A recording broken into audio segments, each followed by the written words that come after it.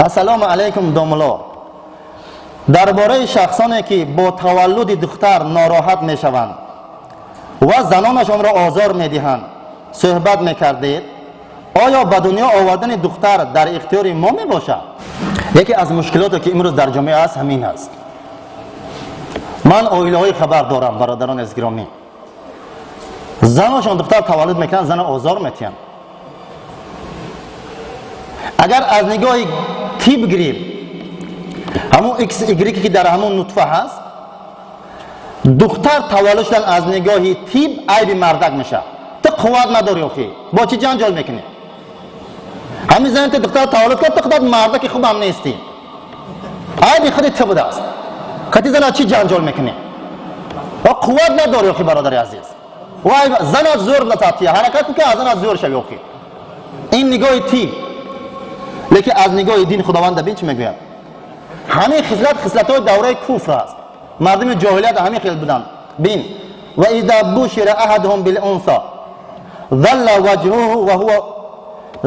وجهه مسودا وهو كظيم يتورع من القوم من سوء ما بشر به ايمسك على هون ام يدسه في التراب الا ساء ما يحكمون. سوره النحل آیت 58 59. الله مهربان میگه در دوره‌های جاهلیت پیش از اسلام کسی را که زنش دختر تولد میکرد مردک در پشت در میستاد. بعضی روایت است که چخوری کنده میمون، میگفتن که زن دختر تولد کرد، میدار آمد دختر که میگرید میآورد زنده بزیده زیر خاک میکرد. اگر بچه میگفتن خرسه میشد. میگه در پشت تولد خانه نه با دایه ها تولد میکردن، مردک در پشت در میستاد. آواز کودک میبرامد اذا بشر احدهم بالانثى، بشارت میدادن که مردک زن دختر تولد کرد. ظل وجهه وهو كظيم، ظل وجهه مسودا وهو كظيم. روسی که نیم راجش تروش میشد، غمگین میشد، بسیار ناراحت میشد از بشاراتی که زن دختر تولد کرد. چیکار میکرد؟ یتورع، پنهان میشد، من القوم، از مردم دهش. زن دختر تولد میکرد بجا میشد.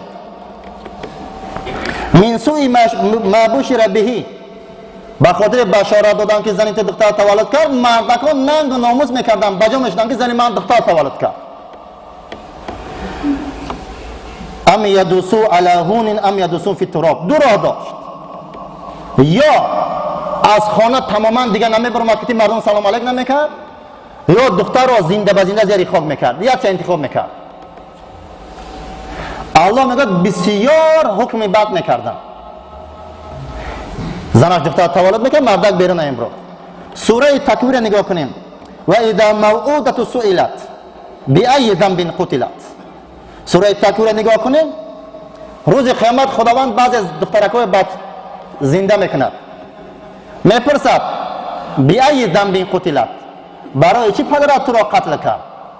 پروردگارا من به خاطری که تو مرا دختر آفریدی، به خاطر دختر بودنم پدرم منو کشت. بعدم پدرش آزار میدن، عذاب میکنن در روز قیامت. امروز زنای ما دختر تولد میکنن، مردکای ما بعضی جا همون کفر دوره میگن وای کفر خوبتر در بعضی مردمانه.